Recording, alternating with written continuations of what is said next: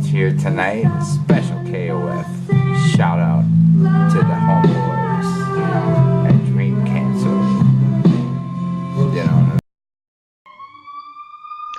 What's up, everyone? Welcome to the Dream Cancel podcast, and this is episode 112 of Dream Cancel Live. My name is Desmond, the administrator of DreamCancel.com. In this episode, we're going to follow up from our discussion from last week. We talked about the things that we wanted featured in King of Fighters 15 that may be released or releasing next year, 2020.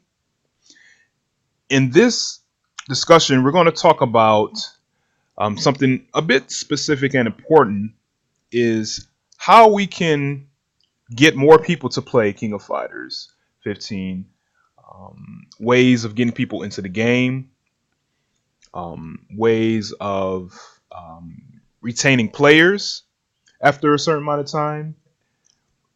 And we're going to just like brainstorm on things that we are doing right, things we aren't doing correctly, things that we should experiment on,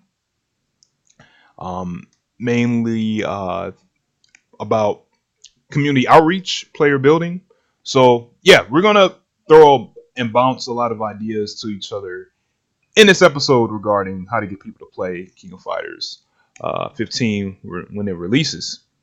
So without further ado, I would like to introduce the discussion panel for this episode. I would like to firstly show we got Okidori. What's up, man? Hey, how's it going? Don't mind me. I was just looking at some ratchet stuff on my second monitor. Oh, it's okay. We all need to look at ratchet stuff every now and then, man. It keeps us, grounded, and it inspires us. You know what I'm saying? So that's right. Great inspiration. Indeed. Next, we have Kenshi Himura. What's up? Oh man, I was second. Dang, I thought Easy was gonna be second. What's up? I ain't shit yet. But yeah, I was here last time. You guys know who I am. For some reason, people think I'm an Athena player, so Oh yeah, that poll. Yeah. Yeah. That was an interesting poll. I like when people do that. That was cool. We could talk about that later. Next, we have Dizzy Kujaku. What's up, yo? Hey guys, what's up? Glad to be back. Yes, indeed. Straight from last week, exact same time and everything. All right, cool. All right. So before we get into the main topic, we have some things to plug around. So if you like to support Dream Cancel, go to dreamcancel.com/shop, buy a Dream Cancel t-shirt. I'm going to need to get a new t-shirt pretty soon on my end because my t-shirt, I've worn it out. It's super faded. So it's time for me to get a new Dream Cancel t-shirt. And if you would like to support Dream Cancel even more, you can donate to us monthly. Either $1 a month, $3 a month, or $5 a month with rewards attached to those. Support us on Patreon. Donate to us there. And one thing we can do is one of the rewards is that we can actually make you a custom King of Fighters 14 or King of Fighters 13 arcade stick cover. And that is for a $3 a month donation subscriber. And we can do any kind of fight stick that's available. And this I made this a long time ago. This is old, so don't expect this for now. But we can probably make one for an old TE fight stick. But yeah, this is for I'm not sure. It looks like maybe for like a Hori or something like that, or looks like a Mayflash or whatever. But we can definitely make you a custom fight stick cover if you donate to us monthly. So feel free.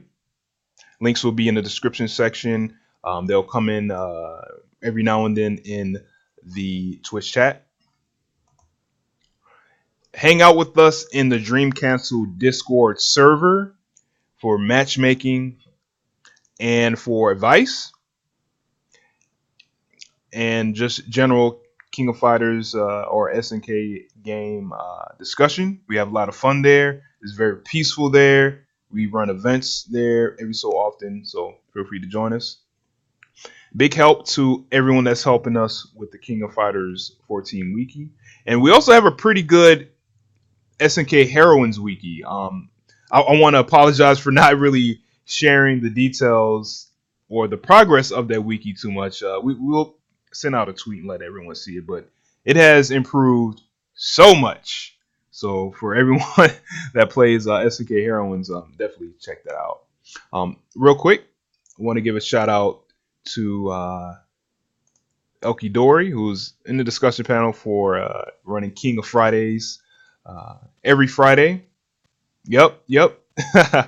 And definitely check that out on his Twitch channel, twitch.tv/Elkie Dory. Very, very good KOF play. Usually starts, what is that? I think that's 8 p.m. Central, 9 p.m. Eastern time. 9:30. 9:30? Okay, cool. Yeah. So definitely check him out. He plays all night till the break of dawn. And we have 2 events we'd like to share. SummerJam 2019. This is going down August 30th, Pennsylvania. Definitely go and play Sam Show. KOF might be there. Hopefully. KOF is going to be there. Okay. All right. I can't say it's going to get extreme time, but it's definitely going to be there. Oh, yeah. Okay. Well, somebody break out their little flip-phone cameras and start, recording some matches, like the old school way. So 2008 methods, Yeah. whatever it takes. Exactly. You just got to do it. So definitely check out SummerJam 13. We just posted up a link in the chat. We're going to put all that in the description section if you are watching this on YouTube. Next tournament. This is all in October. East Coast Throwdown. I love this image. I don't know where exactly it's from. I don't know if this is custom, but this is going down in Stamford, Connecticut. Dang, I only know Stamford, Connecticut for like taping like the Jerry Springer show and like Steve Wilkos show. This is in Stamford, Connecticut, October 19th and 20th. Samurai Showdown will be there. Maybe KOF in spirit or in a corner in the in the venue for a side tournament. But definitely check out East Coast Throwdown. I will post a link in the chat right now, and it will also be in the description section. And yeah, that's about it. So, why don't we get into this main topic right now? So, how to get people to play King of Fighters 15. So, this is kind of like a brainstorming, kind of like a planning type, I would say, discussion about things that we can do now to kind of set things up. So, I do have several different, I would say,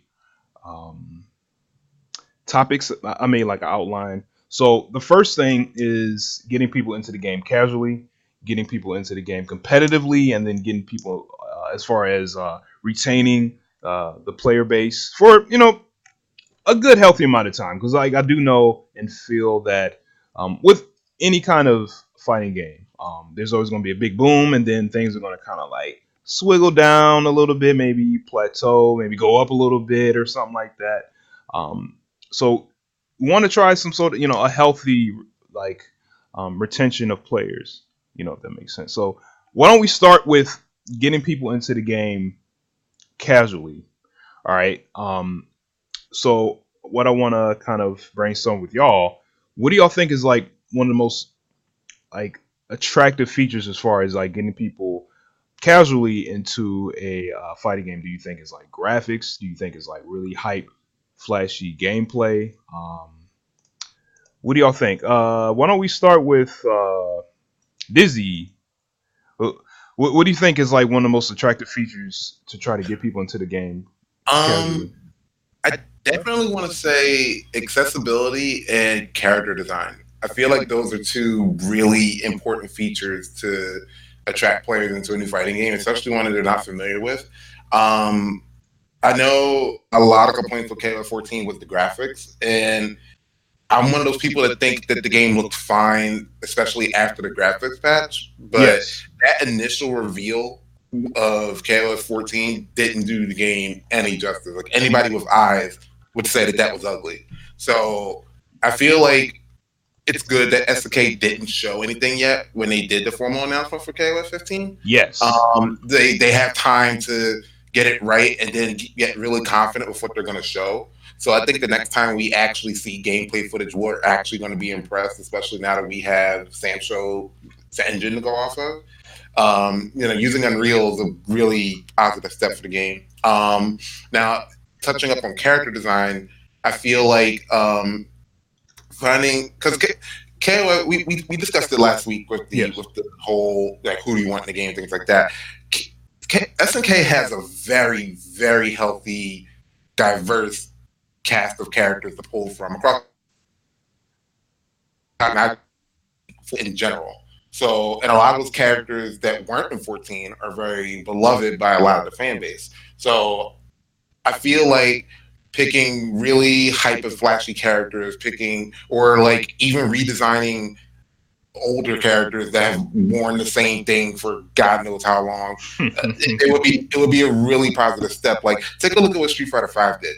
When Street Fighter V brought in Hot Ryu, the internet went crazy for that skin. It was ridiculous because it was a fresh take. It was like you still knew it was Ryu when you looked at him. Yeah. But it was new and it was fresh and it got people really excited. So I feel like something like that for some of SNK's older cast is a positive step in the right direction. They already do it with Kyo and Yuri. They kind of did it with Terry in this game. They've been doing it with Athena forever. So I feel like if they took other staple characters and started giving them new looks, like not just in mobile games, but like in their main game, that would help attract some more people. I feel like people would fall in love with those characters all over again or fall in love with those characters to begin with.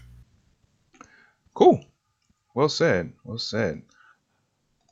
Okay, Dora, what do you think, man? What do you think is like a very attractive feature to kind of like, I would say, grasp the attention of someone that doesn't play KOF, that might make them curious about the game? Well, like, I was a little unclear on how we were going to approach this. Were we talking about what the game itself should offer, or we, like, as the community of people? The game itself? Invested? Yeah, the game itself. And then we'll kind of get into the community. But yeah, I think like the game, like, yeah, it has to kind of, have good attractive features to get people into it. And then the community can kind of, follow off of it. Presentation was a big issue that I had. It's like aside from just, like the graphics as far as the gameplay is concerned. Mm-hmm. Probably one of my biggest knocks about 14, and it never changed at all, was things like the HUD, the menus, which was very bland. It was very bland. It was to a point where like it almost feels like a placeholder. And then like Marvel Infinite said, no, we'll show you a placeholder HUD.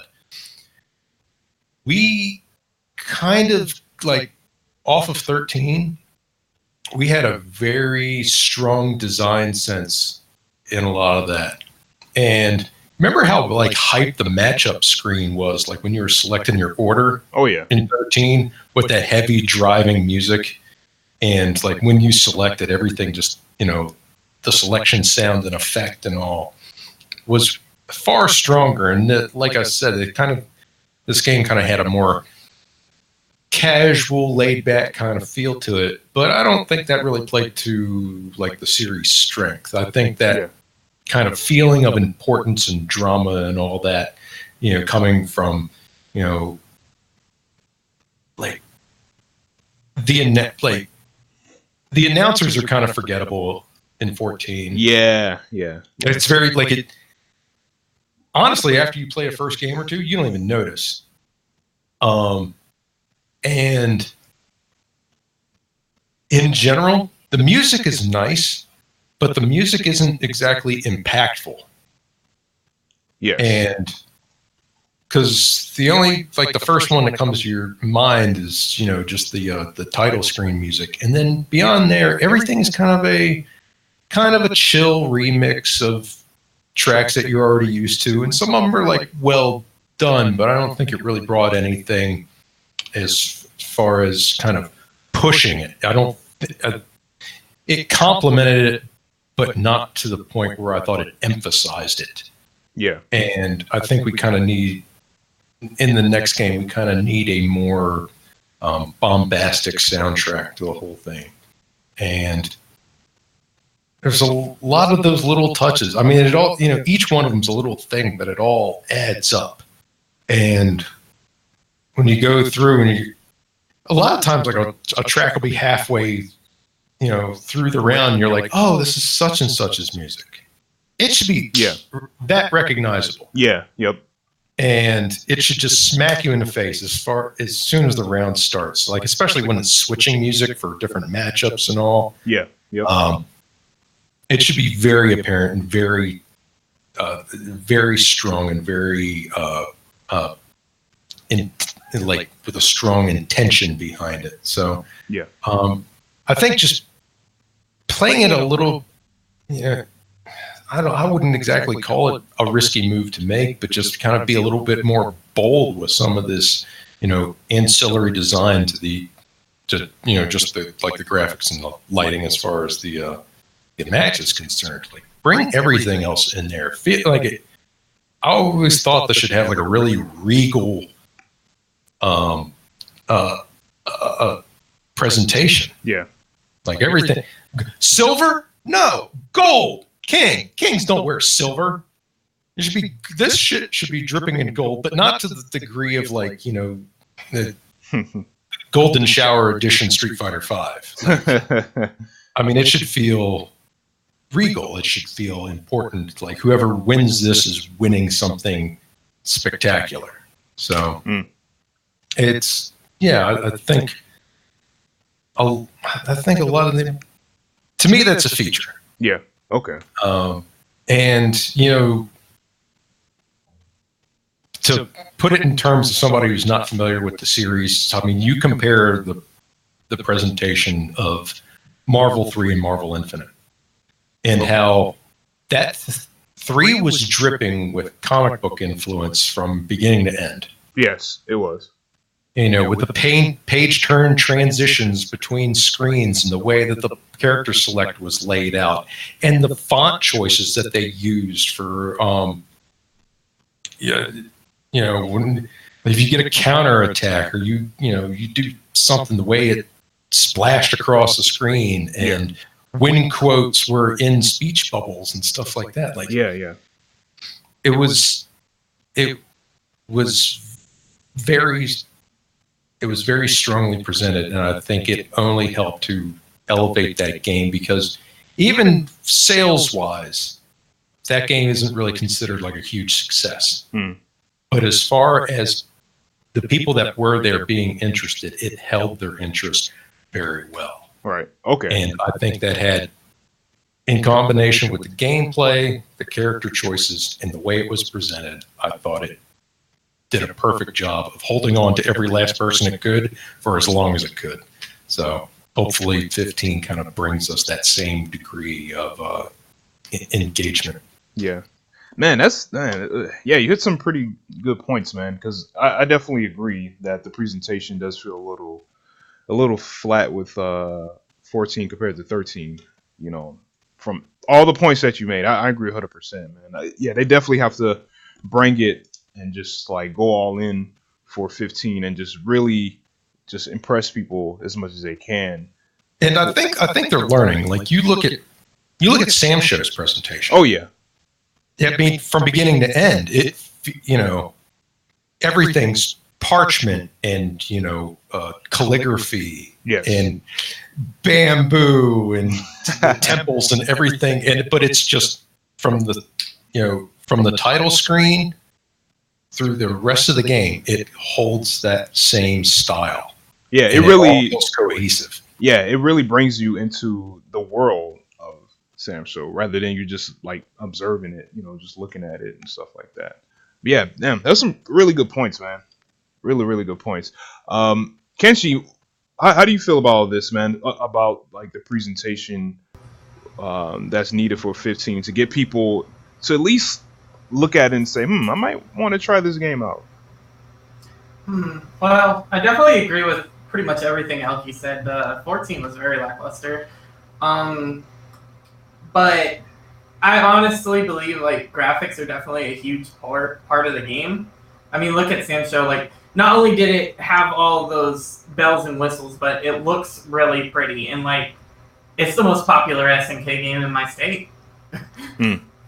which is saying not that much because, there's only 2 people, maybe 3, that played KOF here, but when Sam Show came out, all the people who were playing Street Fighter V who liked that game, they're playing Sam Show. They're enjoying Sam Show. They're entering their tournaments. So I feel like as far as aesthetics and presentation-wise, just take a hint from Sam Show because that game is doing it for a lot of people. I don't necessarily say take the gameplay hints because that's a whole different series. But as far as aesthetics go and graphics, that they already have it figured out. Yes. Don't go backwards. Like as long as they don't go backwards, KOF 15 will be fine for drawing in people. As far as keeping those people and having them stay, that's a whole different discussion. But drawing them in, I think they got the formula figured out when they dropped Sam Show. So I can only hope that KOF 15 looks half as good. Yeah. I could, and half as good meaning it's got pretty graphics, maybe not the best at presentation, but 100% go with good presentation and good graphics because what screams KOF? I mean, like a lot of people will be like, "Oh, 13, that's the best KOF or that's the prettiest KOF." I don't necessarily agree. I feel like there's definitely other KOFs that have really good presentation, like 98 UM, 02 UM, 99. 99 was beautiful. Yeah. Like find something that just screams this is KOF and go with it. As far as like graphics goes. Yeah. Gameplay, I expect that to change damn near every generation, so. Even 12 had a pretty good presentation. Like even 12 was good. Yeah, even like when you win, there's like confetti dropping from the sky and stuff like that, and you do arcade mode, and it's like they're like they're broadcasting like the Olympics, like it's this like super important like event and stuff like that. They even carried that into like 13, like showing like screens of like people in crowds and stuff cheering and stuff like that. I feel Can I interject on that? Yeah, go ahead, bro. Yeah. So, 97 actually does a really good job. Oh yeah, it does. So the common the common complaint that I hear about 97 is the lack of music unless like a key character is fighting or something like that. Yeah. But they actually did that on purpose because when 97 was in development, they were riding on the height of the 1996 Olympics. So yes. They wanted that feel of, okay, we're at this big ass arena, there's all these people cheering for the competition. So we want what? Oh shit. Yeah, he's just like kind of cut out there. Either that or he's in concentration. Hey, oh, yo, Dizzy, my fault, man. Yeah, you kind of I dropped out. Yeah. I think I'm good. Okay, go ahead. But anyway, But yeah, not only was it there for the fights, but it was also there in the menus and the character select and everything like that. Like even after the win screen, like after like the portrait of your character showed up. So like the main canon KOS, I feel like always have a good presentation, like 97, 99, even 2000, 13, even 11. I'll even give 11 credit on its presentation because that was like a really fresh look for KOF at the time, and a lot of people seem to like it. So I feel like if they can nail that feel of this is what KOF in 2020 looks like. Yeah, because 2020 is going to be a big year for a lot of things, not even just related to gaming. But it's just the number like, 2020, man. The number, right? The number is okay. 2020, we have to do something big. So I feel like if they can nail what KOF is supposed to look like in 2020, and then nail that presentation that KOF is known for prior to 14, because I'll back up 14 forever, but I agree with LK and Kenshi. The presentation was kind of whatever. Where it's like if we could take that feel of 97, 13, 12, 99, 11, like try to take that feel and just mesh it all together and make something new out of it in 15. I feel like that would be really good. Because even going back to the order select, I love order select screens where they show like your characters actually in their fighting stances. I don't know why, but I really prefer those over just the portraits just being there and you just pick your order. Yeah. Like, it's like what? 97, 02, and 13. The first one come to mind. I think they did that. Mm-hmm. And I love those order selects in all three of those games. All right, cool. Yeah, well said. Well said. Yeah, the presentation just has to be on point for 15. Yeah, no doubt about it. So, all right, let's step away from the actual game and then like let's talk about the people that are going to be eventually playing it. So, one of the things I think we kind of need is we need, and this is something that other communities have, but I feel like we don't have particularly very strong, I would say, personalities to kind of like promote and show the game off to, casual players. Like sometimes what I used to do last year, I used to just like run a search for KOF 14 and I'll see like these random like casual players or YouTubers, and these people have thousands and thousands and thousands of subscribers and they're playing 14, and then I see in the comments people saying, oh, where can I like play more people in this game?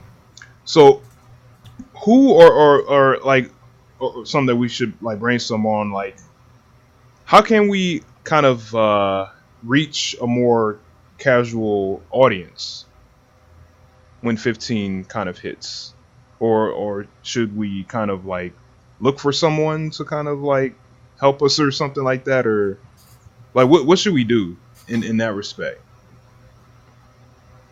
Yeah, go ahead.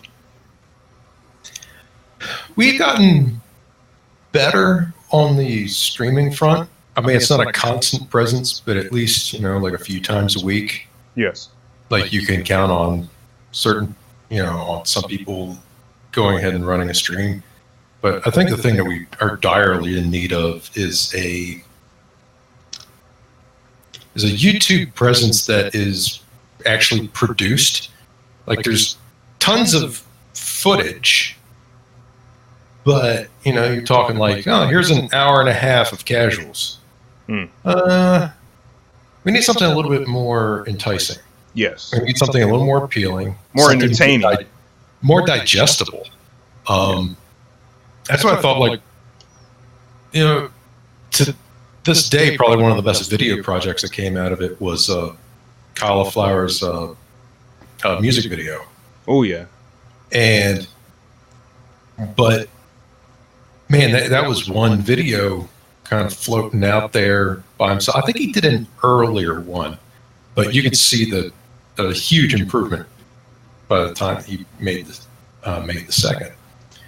But we need, I'm not saying we just need, like CMVs or anything, but that's, in order to have a constant presence without constantly streaming, it's the best way that we can do it as far as getting it in front of people's eyes, and something that's edited, something that's, like 5 to 10 minutes long, something that, but, comes out here and there. And something, and if you're going to, even if you just take like a chunk of footage that you had,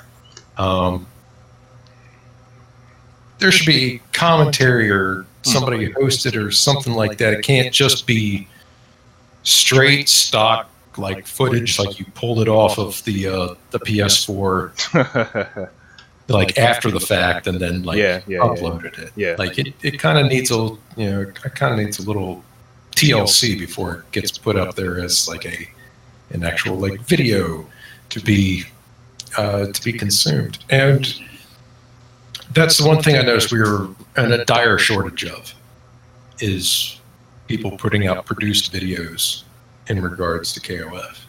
It's the one thing like, now that we at least, have some sort of a baseline stream wise, and we have community hubs and we have all this stuff, but it's just getting people through the door and kind of even highlight videos would be a good help.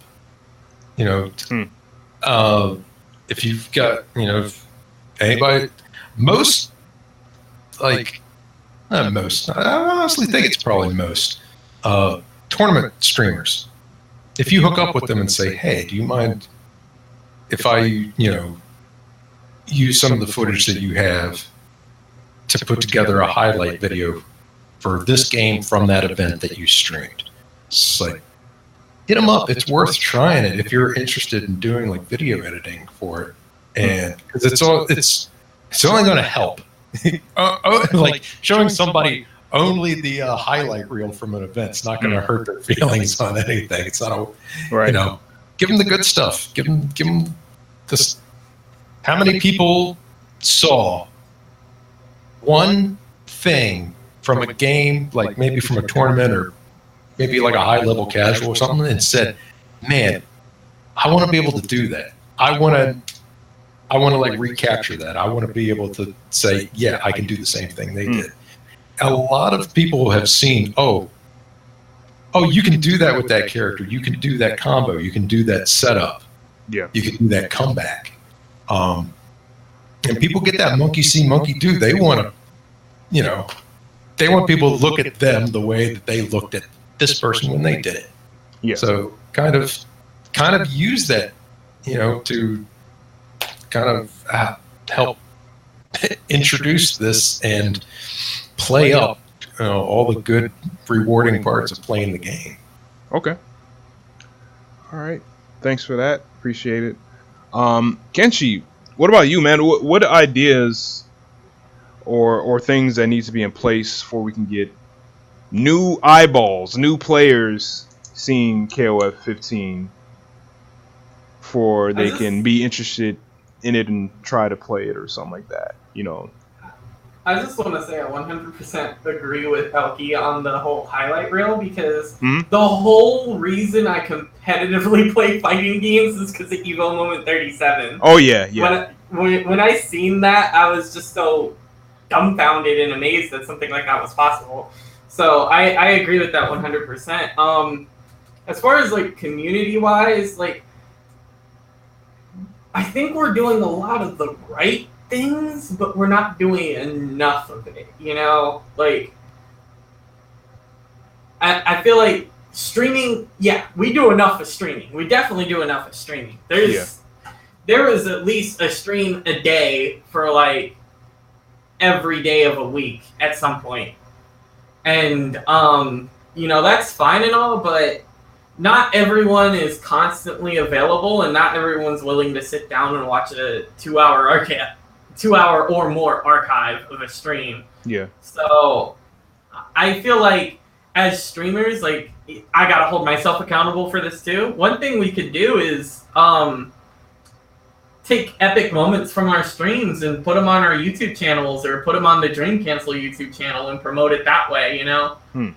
Because there's been a lot of crazy moments on my stream, Elky's stream, Marco's stream, you know, like everyone who streams, there's been something that's just like, wow.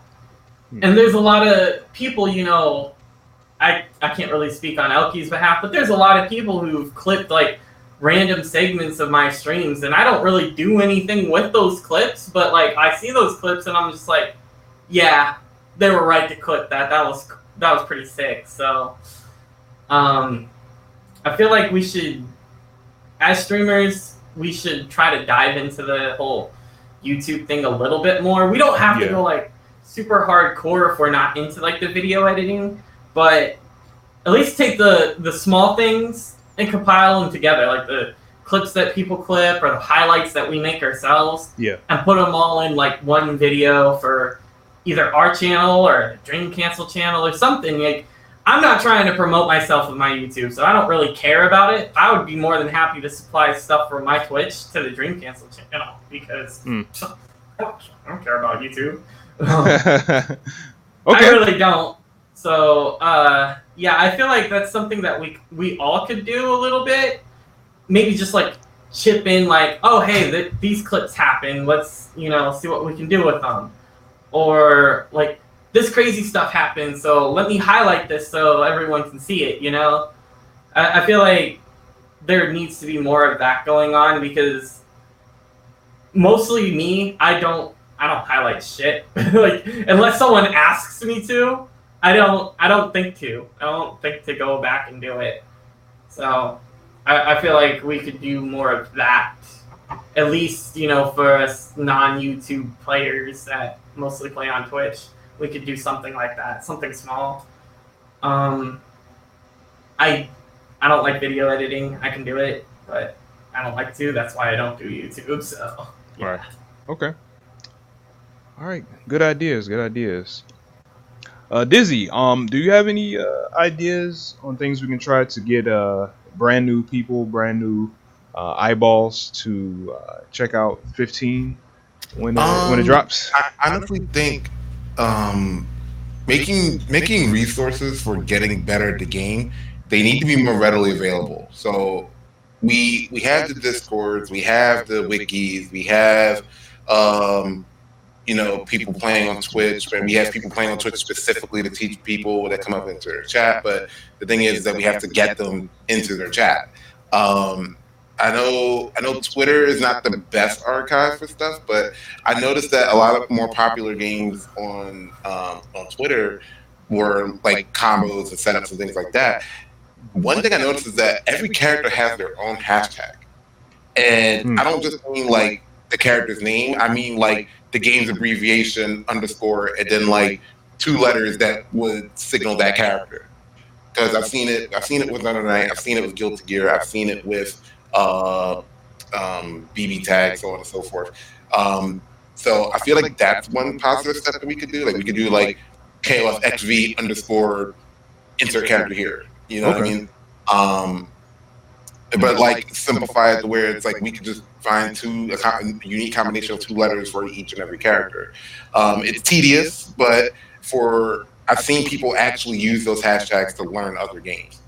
Another thing that we could do is we could actually like we could just network more. Like we could just network more with people from other communities, and that brings visibility. Like if we could get someone else that's really big in other scenes playing KOF and enjoying KOF and exceeding with KOF and actively, you know, praising the game, I think that would do really well. Like one thing I really didn't like that happened a couple of years back is that when like Chris G plays a lot of KOF 13 and a lot of KOF 14. People don't normally think of KOF when they think of him. You know why? Because there was a situation at one point where people were actively shunning him because he was winning in those games. Like he just wasn't allowed to be here. And that kind of upset me because I'm like, this could potentially be really good for our community if people look at him and it's like, oh well, yeah, he's the Marvel player, but he also plays KOF and he's really good at it. Man, like how can he spread himself so thin? I want to, I want to be good at multiple games that like him. You know what I mean? And I feel like not ostracizing people who previously weren't known for playing KOF. Like if someone big tries out 15 or really likes it, we should be more welcoming to them. We shouldn't just be like, oh, this is our game, you're not allowed. Because then what's going to happen? Nobody's going to be playing our game but us. Just like every single time. Yeah. And it's because like SNK fans, and I'm guilty of this, I'm going to admit it. We sort of have like an elite status that we feel among ourselves. Like we like game after game after game, we always say it. It's like, oh well, people are just gonna buy it, and then it's gonna be like 3 months, and the game's just gonna die, and it's only gonna be the OGs left. Or oh, like everybody gets hyped because Geese is in Tekken, or Terry's in Vex, or so on and so forth. Like oh, they want to play KOF characters everywhere, but in KOF, like we need to stop saying things like that. Myself included. We just need to stop it. Like that's a huge detriment to our community. And I've actually heard people say, man, I really wish I could get into KOF, but like the community seems like they only want people who really know their game to be playing their game. And we need to just kill that stigma for not just KOF, but SNK games in general. We just need to kill it. Okay. Well said, man. Well said, man. Preach on, man. I agree 100%. About the whole dismissal of players because they don't normally play or associate with a certain game or community. You know what I'm saying? Like games are for everybody. You know what I'm saying? And it doesn't matter how long you've been playing the game or whatever. Like you still are part of the community or part of the player base. All right. On my end, I would say as far as getting new players to play or getting new players to see the game, I'm kind of looking more of players that aren't in the FGC at all. Just players that play other video games that are more popular, I would say. I think one thing that we could probably do is, like I said earlier, there are like YouTubers that have thousands of streams. Thousands of subscribers and whatnot. And once in a while, they play different fighting games and whatnot, and they may play a KOF game, maybe some sort of way we could probably try to collaborate with them, sort of, and maybe, have them play 15 for a certain amount of time or stream it or make some sort of YouTube content for the game, and then maybe have them shout out like an event that's coming up or a community or a Twitter or a Discord link or something like that. That way those players that are watching the game that probably don't even know anything about fighters or KOF or anything like that, that they can, try to reach out to other players, to help them with the game or help them at least obtain the game or help them at least know a bit more about the game. Like one example is kind of like, even like people might cringe when I say this, but maybe like Maximilian, he streams 14 sometimes. Like Ignite Rizzy, if you guys know of him, he streams King of Fighters 14 sometimes. Even recently, I think last time he plays or streamed or recorded a video for King of Fighters 14 was probably like 2 months ago or something like that, a month ago. So if we could find more people like that and try to collaborate with them for 15, I think they'll be good. Because I know when the games drop, a lot of people are going to make content for it. You know what I'm saying?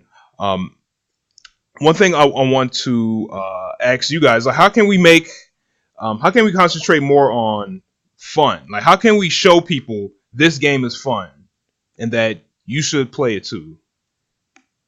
Elkie, would you like to start?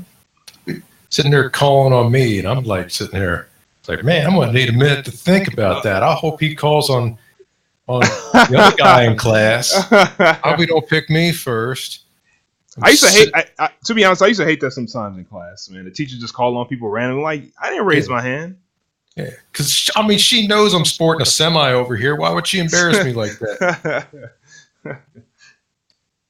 Anyway, I used to have some fine-looking teachers. What were we talking about again? We're talking about ways that we as a community or other players can make KO15 look more fun. A more emphasis on fun and showing the game is fun and that it's very enjoyable. This is going to sound weird, but not being afraid to put up footage of you losing, and things falling apart. I think we have a tendency to, always jump on the, on the highlights and footage of us pulling off something great or showing how awesome we are. I swear, I've gotten better reactions from things blowing up in my face and not getting like super pissed off about it, but just like I should have known better kind of attitude, and kind of balance it out. Like, don't show that you have to win to have a good time playing it. Yeah, because some of the most like entertaining things that has ever happened on my stream has been at my expense. When I'm sitting there prattling off this 30-second TOD only to immediately lose to Wake Up Super because there was no reason I should have went for Oki in this situation. But, and all I could really do was laugh about it. I'm like, why on earth would I do that? But just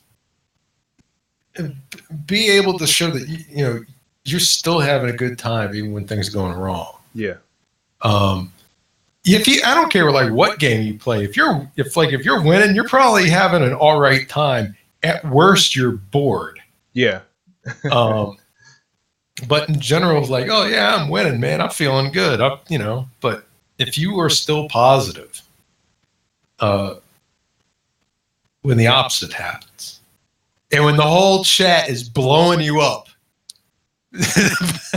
for something you've done wrong, but just kind of, it's not the, it's not the outcome. It's just the fact that you're enjoying the time you're putting in. Yeah.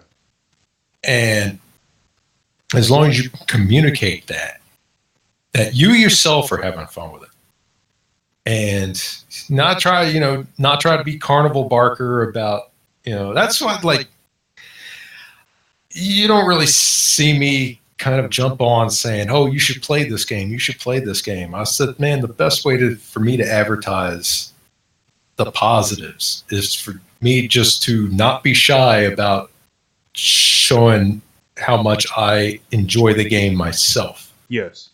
And it's really strange how many people I've had either come up and play,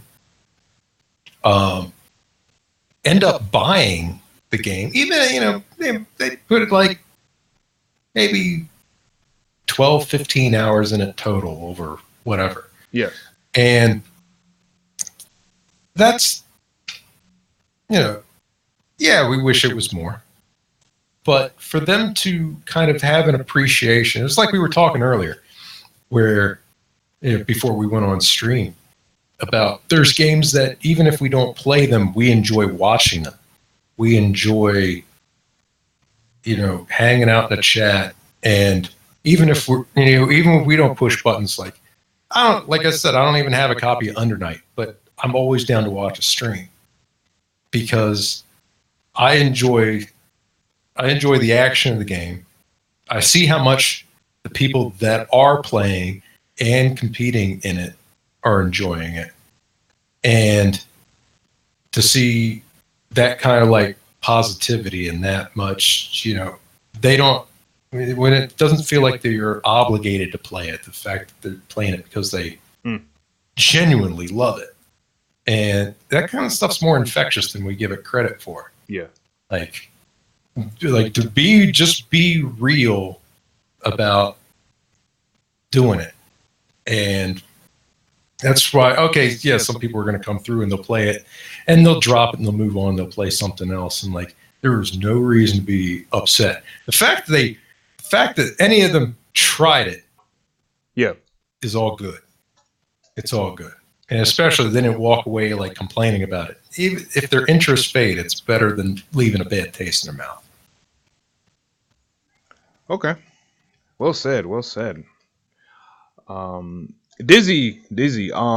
What do you think we should do as a community, or even just like individually as players, to make the game or show a bit more of or focus more on fun and entertainment than just like outright, just like brutal competition, to bring new people in that aren't familiar with KOF?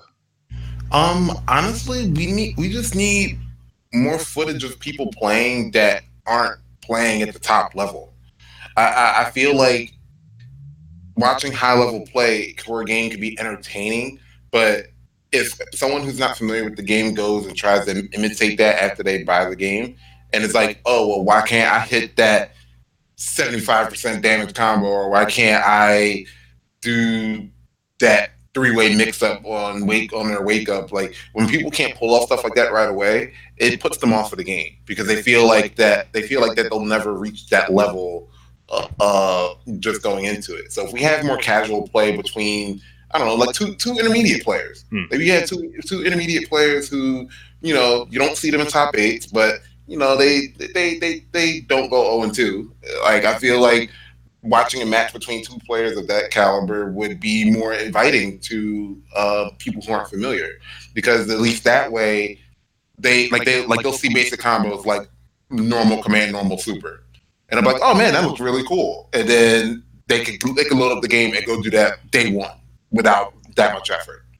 And then they'll grow from there, and then they'll start learning those more complex combos, those crazy setups, and learning how to abuse whatever system gimmick that we're going to be abusing, because 15 is going to have one. Every KOF has one.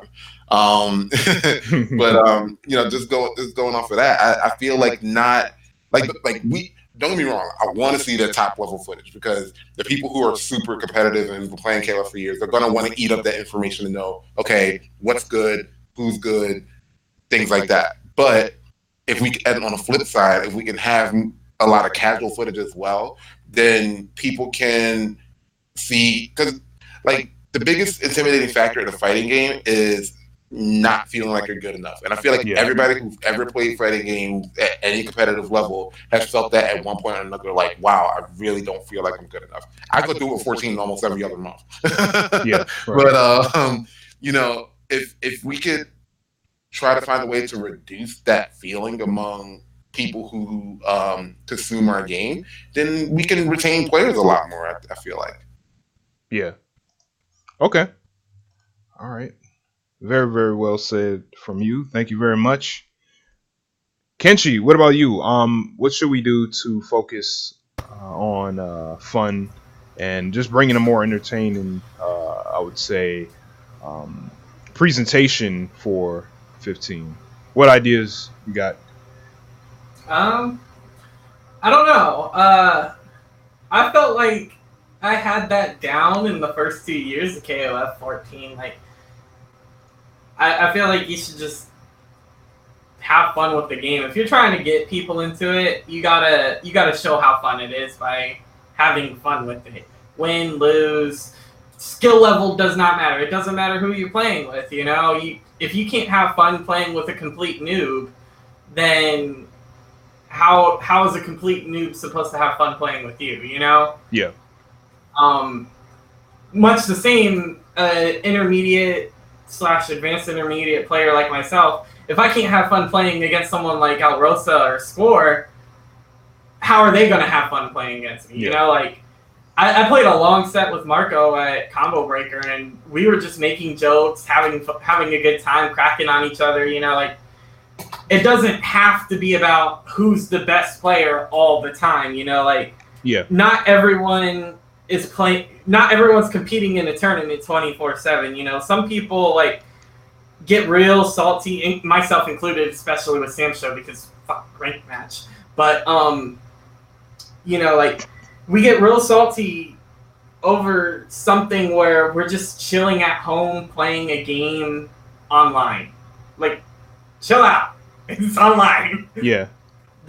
No money was spent, you know, like I feel like a lot of issues is people just when they go into stream, like they're either expecting to be entertained or expecting to be able to make fun of you in some way. I hate to say it like that, but like there are certain streams that I go to just to like make jokes about that streamer. I know it's asshole-ish, but hey, I'm a view on their channel, right? Are they pissed off about me viewing their channel? Yeah. I'm not talking shit in their Twitch chat, but I might be joking about them with my friends. Yeah. So like I feel like people need to just chill out when they play. Like there's some people that get really heated really easy, and I think we all know who I'm talking about when I say that. There is definitely a bad egg in our community that is very heated all the time. And while he is funny to a lot of us, I feel like a lot of new players might see, you know, someone like that and be like, is everyone like that? Or is everyone this good? You know, like there's a lot of players, you know, like there's a lot of people who came to my stream and was like, I really wish I could be as good as you in KOF. And I'm like, bro, I'm not good. And the only way you're going to get okay like me is to play. And they're like, well, how active is the game? You know, I would be honest. I would tell them how active the game was. And, you know, back when I was streaming every day, I had a pretty good idea of how active 14 was. Yeah. And that's how players like Calvin came about. That's how some random people, I don't even remember because they didn't show up that much, but they showed up that day, bought the game, and played with me that day. Because my stream, you know, especially with 14, I wasn't good. I wasn't great. I was just some dude in the community that just loved the game. You know, I played it because I loved it back then. And that rubbed off on people. And then, you know, like, some of them became staples early on. Like Calvin was the go-to PC streamer, you know. I was, you know, always on PS4. Calvin was on every day on PC. So one of us had some kind of entertainment value going on. I like what Rome does with Whack Wednesdays, you know. Instead of it just being him streaming, he gets in a Discord call and it's everyone, you know, with him like they're right next to him on the. Like, I should do more of that. I feel like we all could do more of that. Get the community involved in our game, you know? Yeah. A new player, like, can come in, like, not to put his name out there, but, like, Lucky Scout, you know? We've had him on calls with us. We've had him playing with us. He's still playing, and he, you know, he was having a hard time. He's wanted to quit, but he definitely stuck around. He's still asking for people in the chat. So, you know, like, I feel like if we can show people how we have fun, they'll be like, yeah, this looks fun. Let's join them, you know? Instead of being like trying to super hard upsell the game, try hard, like, let it be like natural. Let it be like organic, you know? Because when I watch Elky stream, I'm like, damn, I really want to play party mode more often. Yeah. When I watch Marco stream and, you know, just hearing him like crack on people, I'm like, man, I really want to beat him. He's got a 30-game win streak. when I watch Rome stream, I'm like, I I kid you not, this was a couple of weeks ago. I was playing Final Fantasy 11 on a private server, and I seen Rome was streaming, and I heard everyone in the call, and I'm just like, huh. Now I want to play, I think it was Sam Show. Now I want to play Sam Show. Damn it, I'm mad at this game. Why do you do this to me? And I joined the Discord call, and I played with him, because you see how many people are having fun, just laughing at each other in a Discord call, or, you know, if you're playing with your offline friends locally, how you guys are having fun. People want to get involved in that kind of thing, you know, especially if you invite them to. Like, I'd never tell people that they can't play with me. Yeah. You know? Yeah. I've had people, like, when I was really trying to grow my channel, I'd go to anyone who was streaming KOF 14, especially if they spoke English. I would go to their channel and be like, "Hey, I'm Kenshi. Would you like to play? I stream this game. I'm a pretty frequent person in the community." And I've had people tell me that they didn't want to play with me because they didn't know me, and they only play with people they know. And they looked like they knew how to play. So I'm just like, what? I felt offended. Like, what? Did I do something wrong? Why won't you play with me? What's going on here? Right. So, like, I know no one in Dream Cancel is like, oh, you can't play with us because so-and-so, but I feel like a lot more people just need to be, like, really openly inviting, you know? It can't be something that seems exclusive. Yeah, I agree. Like, I always, you know, when I streamed 14 a lot, it was always a public lobby. Anyone can join any region. I didn't care if they were one bar. I'd crack on them if they were one bar, but I played with them. There was a lot of one bars that I played with in 2017, and I dealt with it because no one else wanted to, but they spoke English and they couldn't find people to play in their region, you know? So I'm like, well, if you can deal with it, I can deal with it. Let's play. Now, in an online tournament setting, that's a whole different story, but casuals, just play with everyone. What's it matter if you win or lose? Hey, I got a question for you, man. This just popped into my head. Just for you, and we can, like, bounce off each other on this one, but you said one bars, and, you know, they speak English and they don't have anyone to play with. How do you feel about, like, the way we treat people that play on Wi-Fi? Because, like, I'm gonna be honest, sometimes that's a whole different story. A one-bar connection can be stable. Yeah, okay. A one-bar connection That's can be very stable, but very delay. Like, there's a lot of delay, you know, but it's stable. But, like, a Wi-Fi person is spiking like I'm throwing this cat at the roof. But see, you know, the thing is, one thing that I always do is that I always, like, tell them, like, yo, like, you need to, like, wire up your connection. I'll even, like, give them a link to, you know, Amazon for, like, a 5-foot Ethernet cable, you know, like, I try to give them, like, resources, and then sometimes they can't do it. Like, yo, I live in, like, a dorm, like, I can't, like, put a long cable throughout the house, you know what I'm saying? Like, I live with my parents, I can't do it, you know what I'm saying? Like, it's like different excuses. Yeah, go ahead, Dizzy. If I can speak on that. Yeah, go ahead. I play a lot of 97 GM online, like a lot. And the number of players I've played from Brazil, Mexico, China even, and it's like the ping is astronomical, but like if I can get the right input delay set, then it's like, okay, well, it's slow and it's awkward, but it's playable. It's not like lagging, if that makes sense. And sometimes I have a really good time. Other times I'm just like, wow, I definitely pressed the button there, didn't get it. All right, this sucks. I don't want to play them anymore, and I'll kick them out of the lobby. Yeah. So it's like it's definitely a hot or cold thing. But sometimes people, you don't know someone's living situation, and up until recently when I just got my really long Ethernet cable, not so recently, maybe like 2-3 years ago, but it was Wi-Fi or bust. Like literally it was like, because the way my house is set up, my router is downstairs on the other side of the house from where my staircase is. So I literally had to run an Ethernet cable around the doorway of like the adjacent room, up the stairs, and then into my room. Right. Okay. Now I don't have that issue anymore because I was able to simplify my setup and I have the router like actually in my room. But before it was just like that's what I had to deal with. Now there was a lot of days where I would play fighting games online and I wouldn't have any lag issues, and then there were some days where it was just like, fuck this, why do I even play this game right now?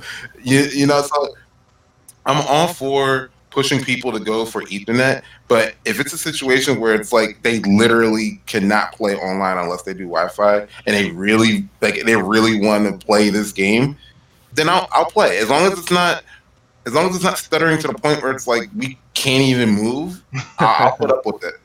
Okay. All right. I'll Cool. tell you, I've one of definitely put up with a fair share of Wi-Fi connections too. Like some of my friends play on Wi-Fi. That doesn't stop me from playing with them. I do crack on them a lot, but you know, like one of the things that I do, you know, like if they really just they can use an Ethernet cord, but they can't afford it for some reason, I've offered to buy it for people because I'm just like, just tell me where you live. I'll just ship you one, dude. You could probably just give people just a Ethernet cord if you got them laying around. They're you know? not that expensive anymore. So Yeah. it's just like, Yeah. Elkie, what were you gonna say? I got a 50-foot Ethernet cable that runs from one side of the house to the other, and it's like up over, you know, like the door frame, and it goes up over the stairs and through the banister and all. And Wow. you know what? It was like $25. Wow. There is a player that lives less than an hour away from me, and he doesn't really make it out to majors anymore. Every once in a while, he shows up to locals. And I kid you not, he would give Marco Polo a run for his money. He's that good. And he's an OG fighting game player. And he plays on Wi-Fi. And he plays on Wi-Fi that is so bad that even though I could probably drive to his house in 45 minutes, it is unplayably bad. And the thing that really throws me off is that he is a better King player and a better Vanessa player than I am. And if you don't think it breaks my heart that I can't get sets in with him online because his connection is so dilapidated. If ever anyone's connection should be condemned, like the state intervenes and just shuts it down. The PSN has to step in. It has to send people to his house and say, no, you are not going to ruin the reputation of our network with your shit connection anymore. And it just depends. I mean, it varies so greatly. It's not as good. It's not as stable as a wired connection. But some Wi-Fi connections are doable.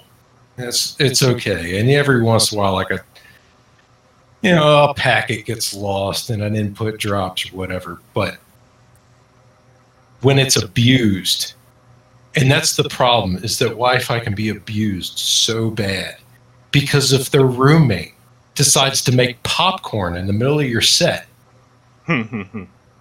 they've just slapped you across the face. So I'll always dog on it. I will forever dog on it. But there's a difference between me just kind of saying, hey, this would be a little bit better, and I will never play you again until you fix this. Yeah. And that's kind of the people that I personally love being around and love playing games with, but I cannot play games with them under these conditions. Yeah. And that's what it comes down to. I've had, some people, kind of take it personal, and I don't mean it to be personal, but I know I really soured one person that showed up on Friday night one time because we had this really long line, and this guy showed up for the first time, right? And when you're waiting through like 7 other matches before you get your turn, and you're losing your turn, and thus going at the end of like a 35-minute wait on account of someone's crap connection, then I take a special exception. It's like, no, now you're just wasting people's time. It's not like we're sitting here in series and it's just like, oh, okay, this sucks. Yeah. No, literally, you're sending me back to my seat with a fresh number at the DMV. All account on your connect. Nah. Yeah. Okay. Yeah, there's sometimes you definitely gotta kick people. I'm not saying that we absolutely shouldn't do that, but there's definitely times where, like, if it's playable, you should play it. You know? Yeah. Okay. If it's absolutely unplayable, you don't have to suffer. You know? Yeah. I was just concerned because, like, a lot of new players, they don't know. Like, they just don't know. They're like, yo, I got the game. It can play on Wi-Fi. It connects to the internet. Play on Wi-Fi. You know, they don't know about, like, fighters and Ethernet and stability. They're just like, yo, I got the game. I'm connected online. I'm gonna play online. It should be good, right? You know. So yeah, I was just concerned about that. So in case especially we run across something by Nintendo, where their console doesn't even have an Ethernet port on it. Oh, that's horrible. That's horrible. It doesn't. You have to get an adapter. Right.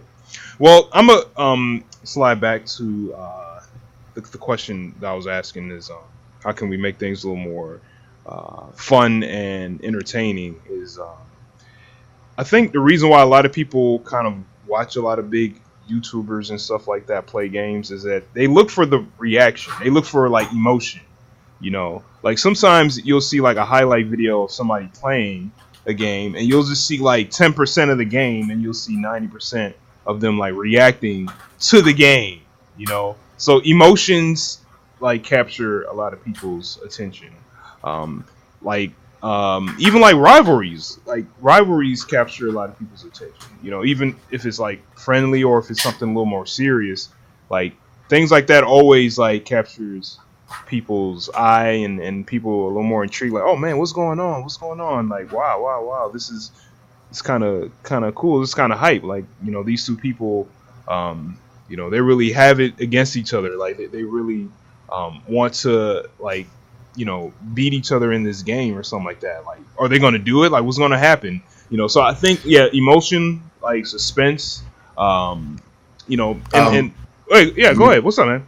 Me and Elkie actually already talked about this. If we were to both get like all of our dream mains at 15, we were gonna have like the nastiest team rivalry that like you can think of. I mean, like seriously, because like going back to like what patch was that? I want to say, was it 2.0? I want to say 2.0, where we both of our teams had a vice mid, and it literally, like, a lot of times the flow of the match would determine like whose vice beat the other vice at that time. Yeah. and like, it's like, okay, if mine won, then I usually ended up winning. If his won, he usually ended up winning, because we knew that it was going to be uphill after that. So like even the fact that we don't even have like mutual characters anymore, it's just that since we built our friendship based around that, yes, we already have plans like, okay, if he gets Vanessa King and Betty, and if I get CYS and other kind of stuff, we're just gonna make a spectacle out of 15 with that. Like that's in the workshop right now. Okay. All right, cool. It's going to be heartbreaking, because I'm going to have to live with having retired DZ Kujaku. Oh, come on! All right. Like, I said it on Twitter. Your names are going down. Like, I don't know.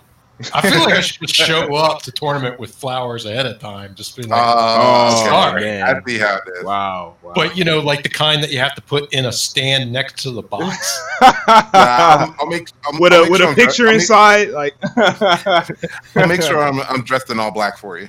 Condolences. Condolences, Daisy. Oh man, that's funny.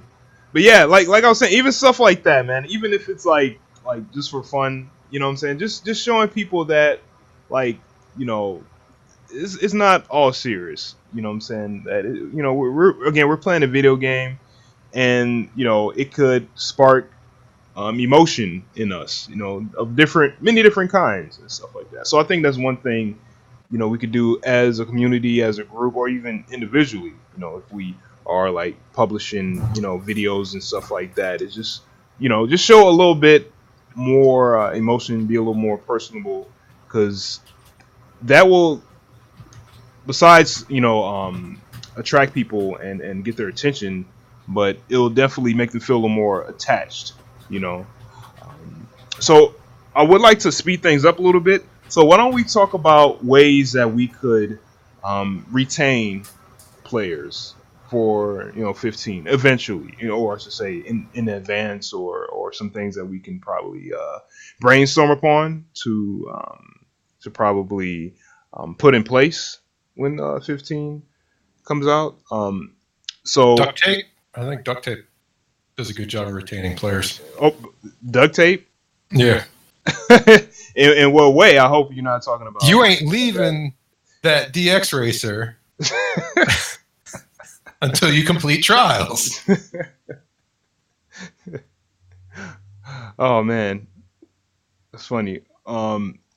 This is whole thing like 13 hard. Oh, actually, that's a good point, man. No, let's talk about 13 real quick. So it seems that like 13 kind of had a lot of player retention compared to, I don't want to say this game so far. I don't want to call 14 kind of slowing down so early. But do you guys feel that way, that 13 kind of had a more of a like longer player retention than 13, this game?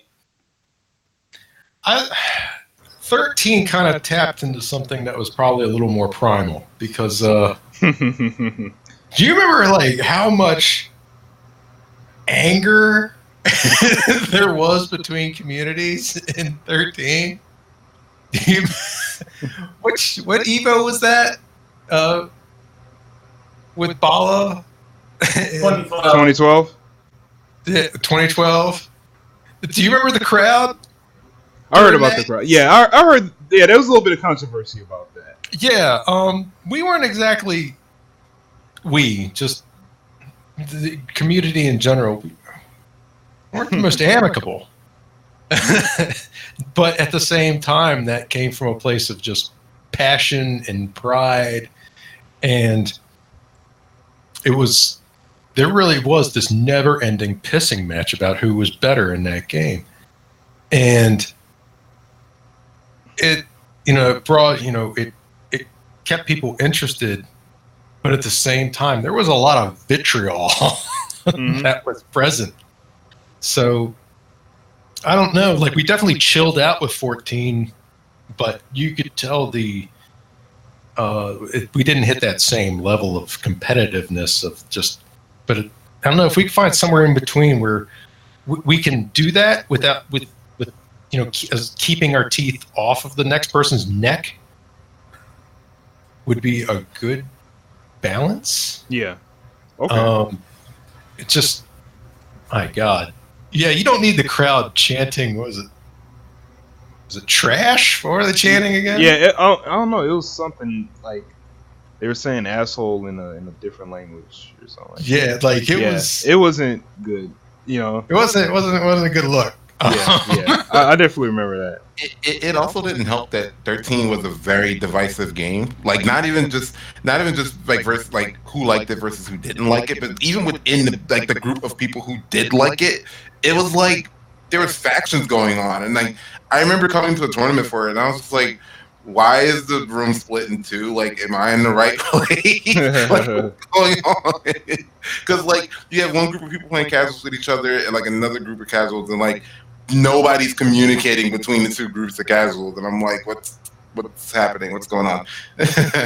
So we gotta cut back on that. I feel like that's a factor in why people think we're not welcoming is because they're still thinking of the 13 days. Like it hasn't been like that in a long time, but I really hope we don't go back to that. But it kept people playing, didn't it? Or it kept people playing, but it kept people playing in the sense of like wanting to see those rivalries continue. But it's like if you weren't part of those groups, then like people just weren't playing like we wanted them to. Like at the end of the day, it just fizzled out down to the OGs like it always does.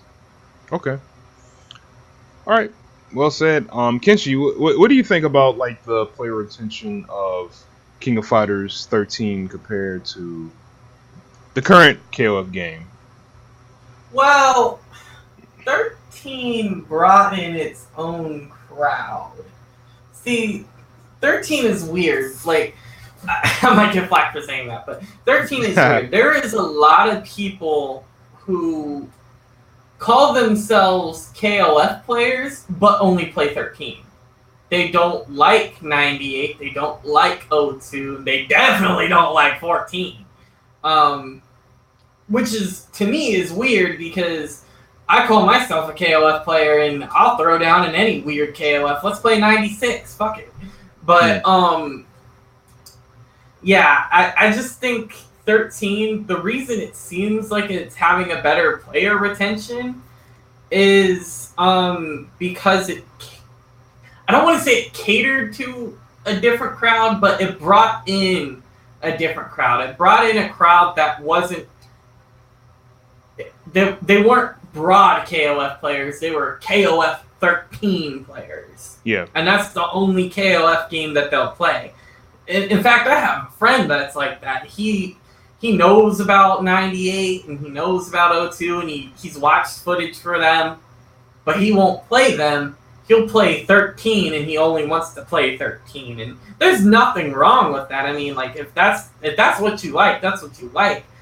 But you can't say that KOF 14 has a worse player retention when we're still like a part of the world tours. Like we still have, KOF 14 tournaments popping up pretty much everywhere.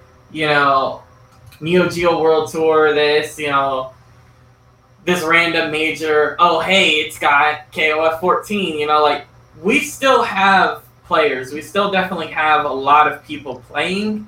It just, I feel like it seems like it's slowing down more because Sam Show came out and a lot of us are playing that, And I wouldn't say that 13 is doing a better job at keeping players. I think 13 is doing a better job at keeping its players, and 14 can't really grab those players, but I mean, neither can 98 and neither can 02, so. Right.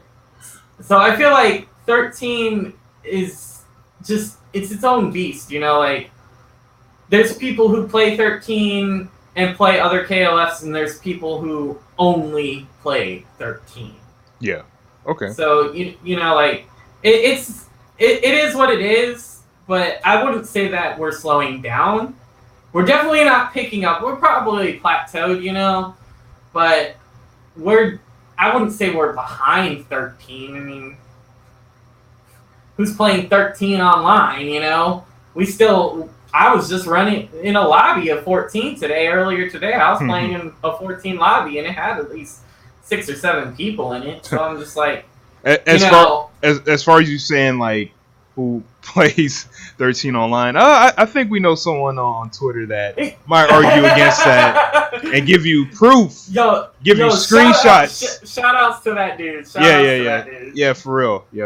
For sure.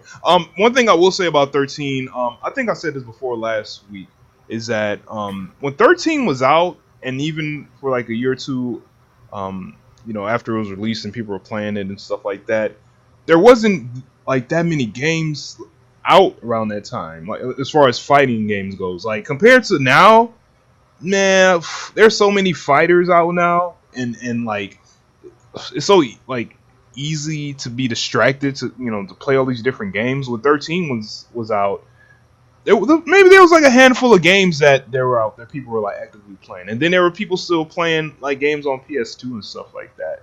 But yeah, I think the competition for attention is a little more stronger now. I also think like I think, and this is going to lead into another question I want to ask y'all about 14 versus 13.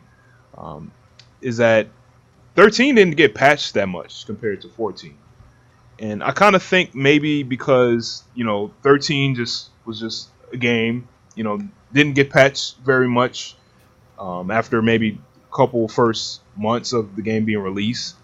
Like it was all right, just the game itself. And then as far as information goes, like tutorials and stuff like that, it was easier to kind of like learn the game or cultivate players or hone your own skills rather than 14. The game changes drastically every couple months. And then, your main might suck or your main might get better. Like it was very like dynamic, while 13 was a little more static and it was more easier to kind of grasp what was going on. What do y'all think about that? Like, do y'all think that made a difference, or I mean, to be fair, 13 was at a time where after 13 came out, we didn't have any money, so it's like we couldn't really dump resources into 13 to balance it again. I think they did like one more balance after the 360 PS3 versions, and like that was the version that we have on Steam now. But even then, the changes weren't that drastic. Like the tiers kind of hardly shifted, and that was the end of it. But I feel like an ever changing meta is helpful for a game, because a game can get stale really fast, especially when we live in an age where as soon as the game comes out, people are, or even before a game comes out, because it's got people that break street date, people are diving in to find out what's the meta, or data mining, or just like learning a game's system to say, okay, here's the SNK Heroines came out, and like how fast did we get that frame data? I want to say like a week or two later. Yeah, like it's ridiculous. So I feel like if you can keep a game from getting stale by not having anything and everything about it be available within like the first 2 or 3 months of it being out, like we can keep a game hype and interesting. Like if you told me that like back in 2016 that Sylvie was gonna be high tier and have the fastest run speed in the game, I would have called you a liar. Like, simply because now she crosses the screen in like less than a second. Oh hell yeah! Things like that are like they really help keep a game interesting. Like I like seeing low tier characters suddenly shoot up the tier list, and a character. But the thing is with high tier, like I like seeing high tier get normalized. Like I was really happy with where Hyder ended up, because it's like he's still really, really good, but he's not obnoxious like he used to be. Yes. And I feel like and devs make mistakes. Like devs makes mistakes. There's certain things that makes character high tiers that the devs weren't aware of during development. So like the game could come out and we could find some crazy exploit or like a setup that they didn't think of, and now all of a sudden this character is like top 1, and it makes the game boring for some people, and the devs are like, okay, well we have to go in and fix that. 13 we couldn't really do that because SNK was kind of in their second dire straits phase at that time, so we didn't really have the funds or the resources to update it. So I feel like that's one positive that 14 had over 13, is that we could constantly support it. Like the fact that we got a patch at the end of last year, that blew my mind, because back then we were already hearing whispers of KOF 15. So I thought that 14 is just done. This is like 2.0. This is not 2.0. 3.0. This is what we have. Oh no, here's 3.10. Have fun with that. And it got us tied over till 15. I was really surprised that we got that. Okay. All right. Cool, man. Good perspective. Oki, you have any thoughts on like retention compared to 13 of this game, or do you think this is too early to kind of call as far as the game slowing down? What do you think about all this, man? I mean, we're definitely a little early. Yeah. Okay. God, it'd be nice to have cross-platform net play. Oh, do you also think maybe because 13 was on 360 and PS3. Maybe it kind of had a longer, maybe tournament run, or that doesn't matter. The more people you can get it in front of, the more people you're going to retain one way or another. The biggest problem, if you can manage to, that's like I think it's really undersold how important crossplay can be to keeping a community solidified, keeping them unified. Because every time you introduce another platform, you're splintering another chunk of the community. Because even if you own them all, you either have to pick or drop the coin for each one. And unless they can all play together, there's going to be the platform, and then there's going to be everybody else. And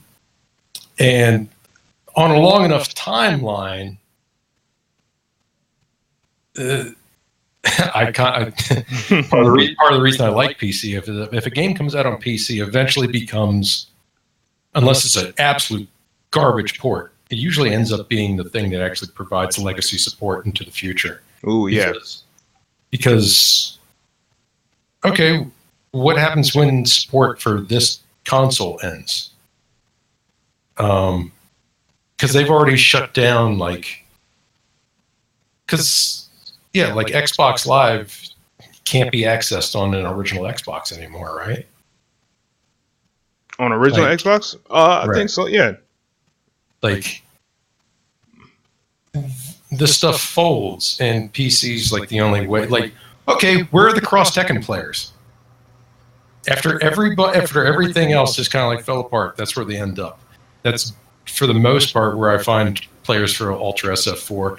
That's where the KOF 13 players tend to be. It kind of just becomes this collection. But in a lot of cases, people ended up there because they caught it on a Steam sale. They said, this is the only place left that I can find to play people. And I can't do it on the original platform I bought it on. It shouldn't have to be that way. Like, we shouldn't make people have to choose in order to chase whatever the largest audience is.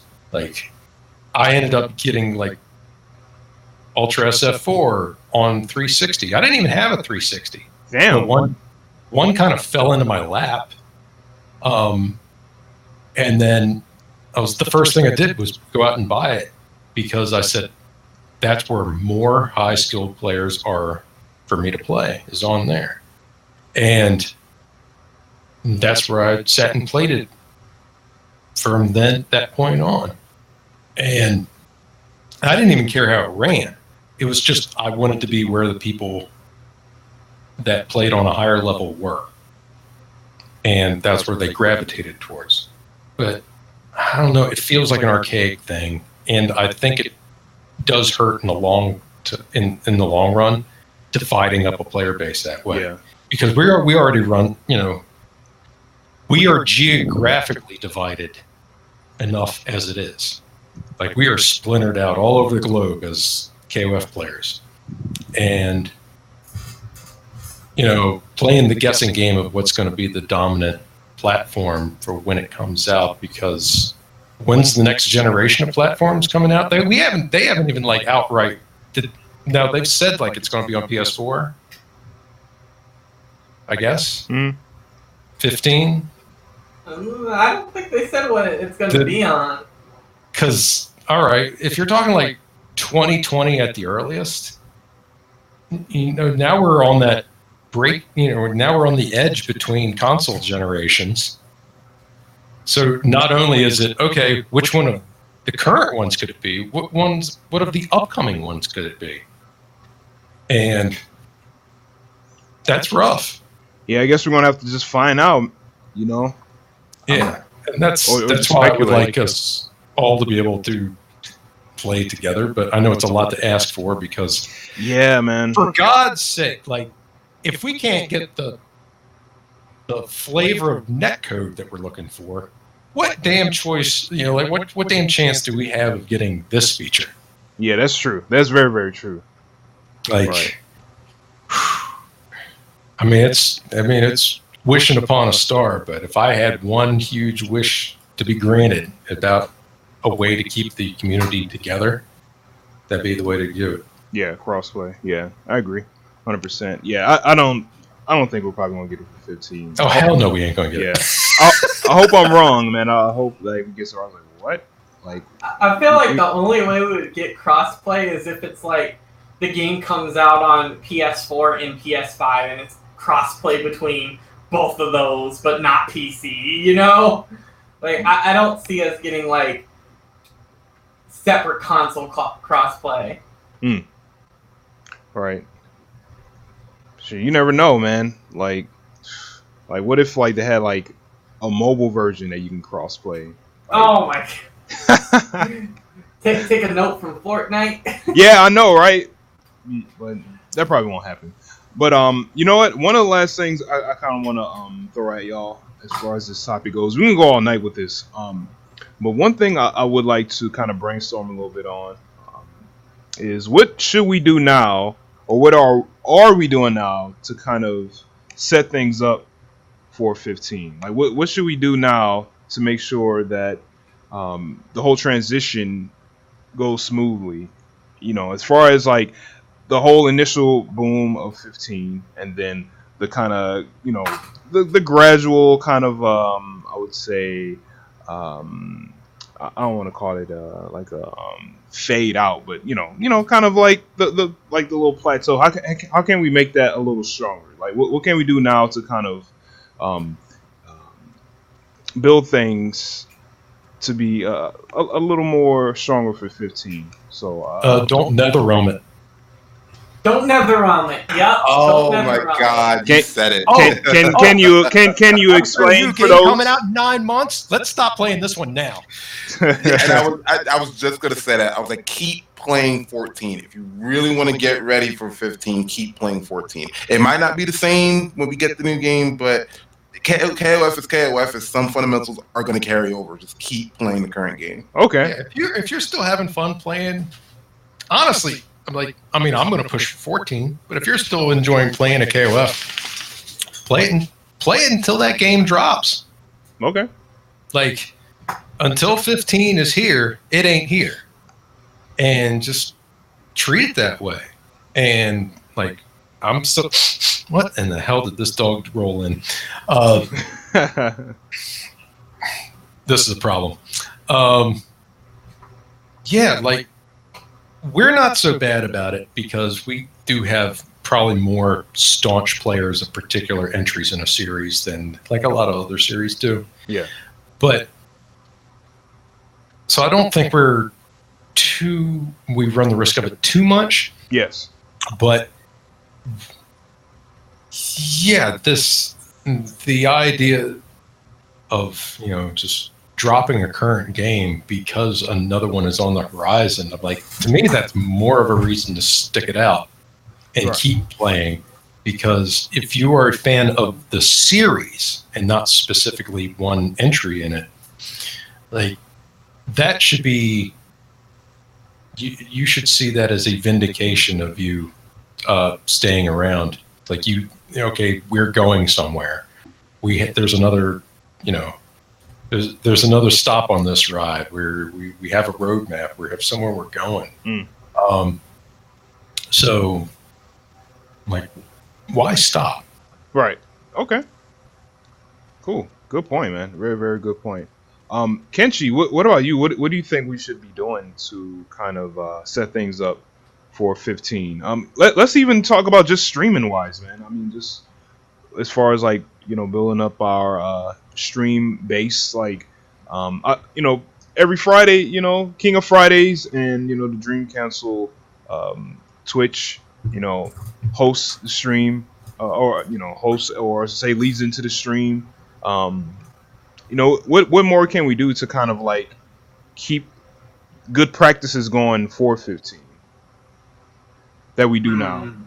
or we should expound upon? Keep doing what we're doing for the most part. And then like, I don't know, like as far as like keeping up the streaming stuff, that's easy. Like, Oh yeah. especially when a new game comes out and then like everyone's streaming it, like everyone's gonna stream it for a bit. Yes. But as far as like retaining interest from the announcement to the release, we can't really do too much using the old game. Yeah, we can maintain interest in KOF as a brand, but 15, I feel like to maintain interest from that announcement to the release, that's SNK's job. SNK needs to be advertising and, doing what they need to do. It's their game to market, It's definitely our community to market, when it comes to us, our streamers, as players, we can market the community, but we can't market the game for them. So I feel like we keep doing what we're doing now. Maybe I'll start streaming 14 again. Maybe. Wait for more information. Talk about it when we get more information. Try to pitch the game a little bit when we do get more information. Be like, oh, look at these new features that it's gonna have. Like it's really like hit and miss to say what we can do now, because I personally feel we don't have enough information besides what the logo is. Yeah. Okay. All right, that's fair. Dizuko Jaku, all right, man. What do you think we should be doing now, or keep doing now? As far as playing 14, anything. I mean, as far as like carrying over when 15 gets more information and gets released, what do you think we should keep doing? I think like once we start learning more about KOF 15, that we could start educating. Like, I feel like education is one of the biggest things that we do it, but I don't know if we do it in a way that keeps people interested. Because the main complaint I hear about KOF, like even before 14 with the whole graphics thing, is that KOF is too hard. And I can see why it would seem intimidating to some people, because you have a lot of things that, like a lot of universal mechanics that any character could do at one time. Like you've got the dashing, the rolling, the CDs, the guard break CDs, the guard break rolls, the hyper hops, and there's a whole bunch of stuff that's going on. But it's like teaching KOF in a way that anybody can pick up. Like no matter what character you want to play, like whether you want to play Terry or you want to play Choi or want some other weird character or whatever the case may be, we need to start teaching fundamentals, because once people figure out who their mains are going to be, they're gonna learn their B&Bs, they're going to learn their max damage combos and all that kind of stuff. But we can just teach the fundamentals to people, to where, okay, this is how you punish a roll, this is how you escape this is how you escape pressure, this is how you deal with fireballs without like resorting to throwing your own. Like, because every character in the game can do it if you learn how to use universal movement mechanics. But it's like things like that, we really need to focus on that, because I feel like there's too much focus on, oh well, here's a combo video. So this is like all the crazy combos you can do with this character. There's a lot of combo videos and not enough actual tutorial videos where, okay, if you're playing this character and you're dealing with this situation, this is what you should do, or this is what you can do. And I feel like that would help retain more players, because a lot of players that try to get into KOF, they learn like one or two combos that are like really damaging, but they don't work on how to land those combos. And I know that's a problem across fighting games in general, but I don't hear people complain about, Under Night being hard. I don't hear people complain about BB Tag being hard. I don't hear people complain about Insert Game Here being hard. It's always KOF for some reason. And it's like, focus on focus on learning the system, then learn your character. I feel like that's the best way to go about it. Okay. All right. Well said, man. Well said. I would say on my end, the most that we can probably do to kind of lead things in properly is that I would say, yeah, keep streaming. Definitely need to we got to hop back on like the online events. I would say, you know what I'm saying. To kind of like let people know like we have activities going on. I think people are doing really good, especially in the Discord, as far as like asking questions and answering questions. I think that's pretty good. Helping people out is pretty important. I do agree with Dizzy. Yeah, we do need more like comprehensive tutorials. I wouldn't mind like an updated like Dandy J video or something like that, or you know what I'm saying, like something that kind of lends itself to 15 while also borrowing things from the past games to show the similarities while also on like differences as well.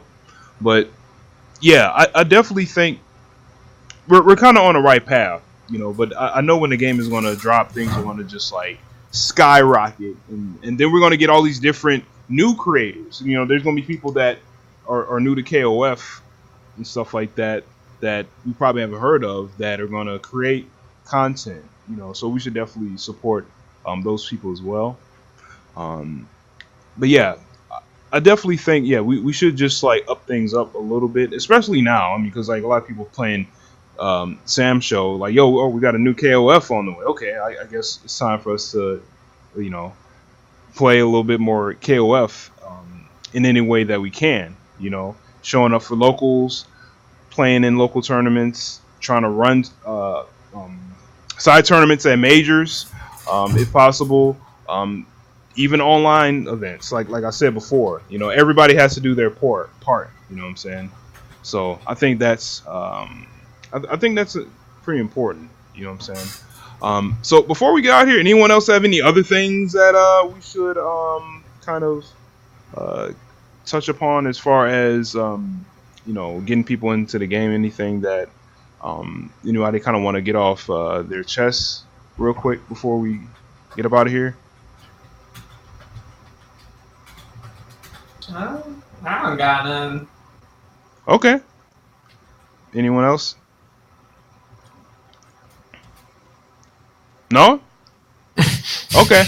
Can't think of anything. All right. I think people are like. I think we covered, well, not everything, but like most of the important points.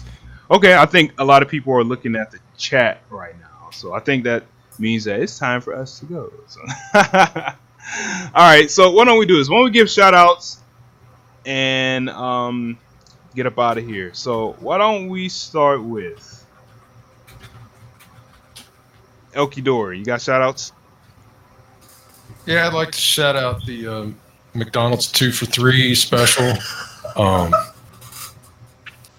Listen, I only had $7 last night, and it got me pretty far, so I was pretty happy about that. Aside from that, the people that show up to KO Fridays are pretty cool. KPB's pretty all right. They're a pretty good bunch of dudes for a bunch of New Yorkers. DZ's okay. I mean, look at him. He's not even making eye contact. And shout out to Dream Cancel because they keep inviting me on and I have no idea why. I think you know why, man. Don't play that humble game, man. You know what's up, man. Well, it's always a joy to have you on. I really appreciate it. Thank you. Yeah. And check out King of Fridays every Friday night at 9:30 Eastern, right? All right, cool. Yes, 9:30 Eastern. All right, not 9:30 Eastern. I mean, not 9 o'clock. Eastern. No. I meant to say not just 9 o'clock. Not just 9. Not just 9. 9:30. The 30 is very important. Yeah, the 30. Yeah, okay. Yeah, that makes sense. All right, cool. Great. Thank you so much. Sure. Dizzy Kujaku, you have shout outs, brother? Yeah, shout outs to KOF SNK community at large, KPB, Dream Cancel. Pretty much the same people I shout out every time I'm on here, but just seeing the passion from multiple people when it comes to these games really it really warms my heart. So it's a really good thing to see and experience, whether it's online or at events or whatever the case may be. So just keep playing, no matter doesn't matter what Justin K game it is, just keep playing. Cool. Copy that, man. Thank you so much for coming on. All right. Kenshi Himura, you got shout outs for us? Yeah, sure. Shout outs to Sultania, because she made one of my emotes, and I really like the emotes she made for me. Shout outs to everyone still playing 14 and the people I played 14 with earlier. Shout outs to Rome himself for Whack Wednesdays. Oh yeah, I like those. I do too. I love them. Shout outs to Marco. He's such a I don't even know what to describe him as, but shout outs to Marco. He's a fine young man. That's what I would say. He's a very passionate, talented young man. I would like to issue an unshout out to Rome himself. I just want to cancel out Kenshi's shout out. Wow. We're not going to put any pluses in his column. No, nothing for Rome. Rome gets nothing. Okay, what did Rome do to you? Okay, I need to know. Oh, now you won't tell me. Okay. Just in general principle, Deezy. All right, maybe there's something we can talk off stream about. Dream Cancel Uncut. Yeah. Go ahead, man. Continue. Shout out to Digi for showing up to the podcast. I was probably cracking on him earlier. I don't remember, but shout outs to him. I named one of my emotes after him in my Discord and my FFZ emotes on Twitch. So you should go to my channel and type in Digi and see what happens. Okay. Let's see here.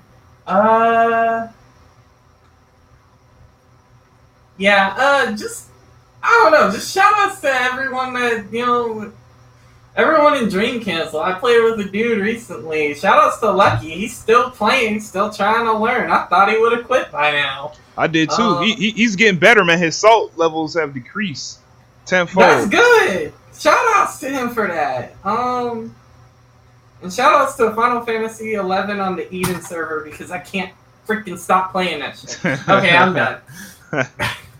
All right, cool. All right, y'all. Yeah, shout outs to all the KOF communities, local and abroad.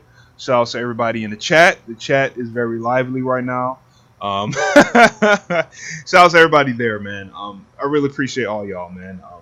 Yeah, we're gonna do well when 15 comes out. I can definitely see that. I'm pretty optimistic. So basically, why don't we go back to the promo and plug? So if you would like to donate to Dream Council, go to dreamcouncil.com/shop. Donate to us monthly, get free early access to our videos and content on Patreon with some cool rewards. Hang out with us in the Discord, play games, ask questions, other fun activities and things there. Feel free. Thanks to everybody helping us on the wiki. Bunch of Samso characters coming out every month